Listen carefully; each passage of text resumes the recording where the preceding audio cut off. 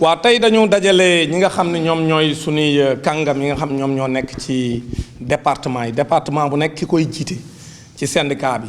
ñoom ñoo dajaloo fii nga xam ni mat nañ lu mat juróom-benn fukki responsable yoo xam ni ku ci nekk da nga am gox boo xam yaa koy jiite Sénégal donc ñooñ nag lañ tuddee conseil national moom mooy kuréel gi gën a am doole ci syndicat bi ñoom ñooy wax wan yoon la syndicat bi war a jaar bu école di waaj a ubbi moo tax ñu woo leen ñu ñëw toog ku ci nekk wax xalaatam ci nan la ñu war a taxawee ci année scolaire bii nu jëm leen ñu wax nag mooy jafe-jafe yi bari na te gouvernement bi mi ngi tendeefal bi mooy tey jàngalekat yu bari ñi nga xaar ñu former leen ñii ñu ngi leen tuddee ay chargé de cours ñii ñu ngi leen tuddee ay MEPS ñii ñu ngi leen tuddee ay METP ñii ñu ngi leen tuddee ay professeur contractuel endurci mooy ñi nga xam ñoom ñoo gën a yàgg ci professeur contractuel ñoo ñëpp ñi nga xam si ak même ñi nga xam ñoo war a dem en mise en position de stage ñoo ñëpp dañoo nekk ay formation yu baree yoo xam ne état bi mi ngi tendeefal naam démarré na ko waaye li nu gisagun dalal suñu xel parce que lim bi nu wax ne moom lañ bëgg a former dafa tuuti kon boobu nee nañ ñu nañ ci taxaw ñun syndicat bi beneen bi nga xam si moom la ñu conseil national bi sas mooy nañu soppi li nga xam ne moom mooy siiglu syndicat bi sigle syndicat bi dafa nekkoon sigle boo xam si professeurs yi nekk ci daara yu lalu yi ak yu diggu dóomu yi kese ñoom la doon taxawu naam sax ñun mosu ñoo yem ci loolu dañ daan taxaw jàngalekat yépp ñu ne ñu nag comme léegi njàng mi ñëpp a bokk lépp naam ku ci nekk lii sa ak élève dañ la ko war a jox waaye du tee ñu yaatal ko di défendre képp ku ñuy jaay doole kon képp ku ñuy jaay doole ci njàng mi comme ñun ñoo ngi koy def te tuddewuñ ko suñu bopp léegi nan koy yaatal ba léegi daara yu lalu yi ñu tuddee préscolaire élémentaire ñu dolli ko ci sigle bi moo tax ñu tuddee ko les cadres unitaires syndicaux de l'élémentaire du moyen et du secondaire maanaam ak kuréelu jàngalekat boo xam ne day jël ñi nga xam ne ñoo nekk ci daara yu lalu yi ak daara yu diggu dóomu yépp duñ boddi benn jàngalekat ba noppi nag wane ne ñun ñii ñooy taxawal tigi jàngalekat yi nga xam moom la tubaab di tuddee authentique kon nag léegi nag ñun jàngalekat yi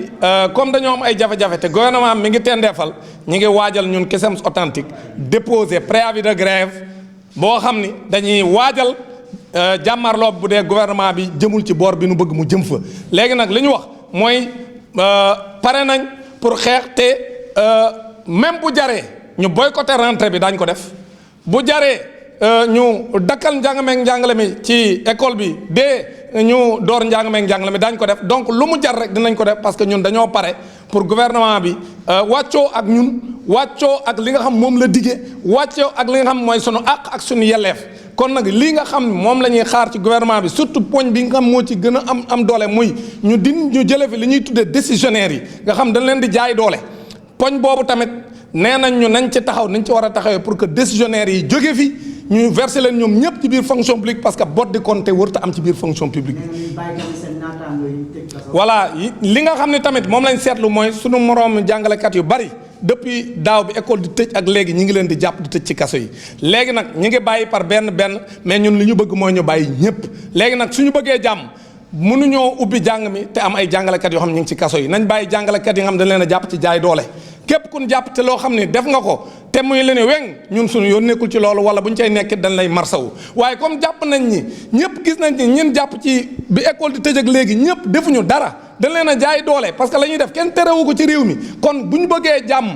te bëgg école bi bañ a am benn jafe-jafe jàngalekat yi ne ci kaso yi nañ leen génne nu mu gën a gaawee suñ ko deful njàng mi dina sooxe beneen bi nag mooy ñun danoo jàpp ni fi mu toll nii élection de représentativité yi nu jëm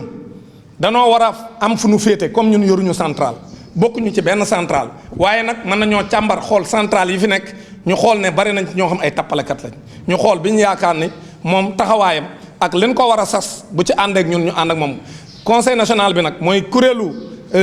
kàngam yi nga xam ñoo ŋànk syndicat bi jógee ci gox-goxaan yi nga xam ñoo ñëw tey daje jox nañ ma sañ-sañ pour ma dem toog ak waa CSA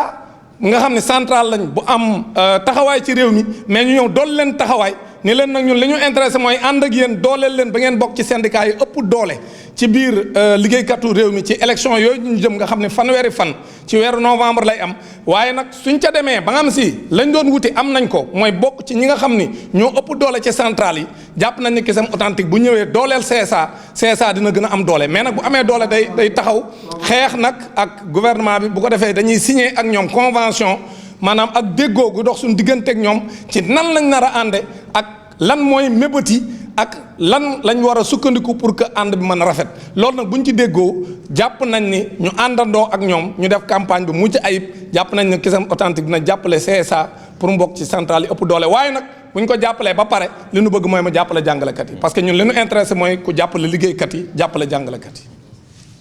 Merci. Aujourd'hui, le Kisum Authentique a réuni l'ensemble des secrétaires généraux départementaux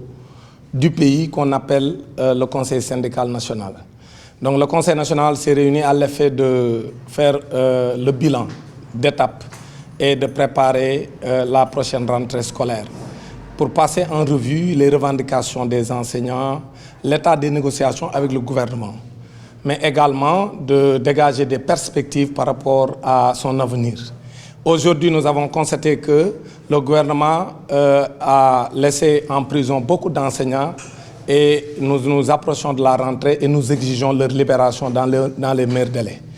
Nous allons, à travers ce Conseil national, solliciter un dépôt de préavis de grève pour exiger la libération de tous les enseignants et l'appurement du passif social lié aux lenteurs administratives, également à la formation des enseignants de manière générale, les professeurs contractuels endurcis, les chargés de cours, les mises en position de stage, mais également que le gouvernement accepte enfin de signer le décret 74-347 portant révision du statut des décisionnaires et qui va être une étape pour aller à l'éradication du statut des décisionnaires et le reversement de tous les enseignants dans le FNR, dans la fonction publique. Donc voilà, de façon résumée, quelques revendications. Si on y ajoute les questions à incidence financière avec l'application des recommandations du cabinet MGP Afrique, maintenant nous pensons que le gouvernement doit aller dans le sens d'accélérer la cadence pour éviter une crise dans le système éducatif. Mais nous, notre position, le Kisum Authentique, c'est que si le gouvernement ne va pas dans le sens souhaité, nous allons paralyser l'école sénégalaise et nous n'excluons même pas de boycotter la rentrée si le gouvernement ne va pas dans le sens qui est escompté. Mais une autre résolution qui a été prise dans ce Conseil national, c'est que le Kisum Authentique va changer de dénomination. On s'appelait cadre unitaire syndical des enseignants du moyen secondaire authentique. Le Conseil national vient de me donner mandat avec le directoire national de changer le sigle du Kisum Authentique. Le Kisum Authentique maintenant ne va plus se limiter aux moyens secondaires. Le Kisum Authentique va élargir ses tentacules au niveau du préscolaire élémentaire. Donc le sigle désormais, ça s'appelle cadre unitaire syndical de l'élémentaire, du moyen et du secondaire. C'est authentique. C'est ça que nous avons décidé. Donc Kisum A garde son sigle, mais change le contenu. Donc la dénomination va changer parce qu'on va l'élargir au préscolaire et à l'élémentaire, en plus des professeurs que nous avions déjà en charge. Nous avons également, à travers le Conseil national, reçu mandat de discuter avec la CSA pour les élections prochaines, les élections des centrales syndicales. Donc les centrales syndicales vont avoir des élections de représentativité le 30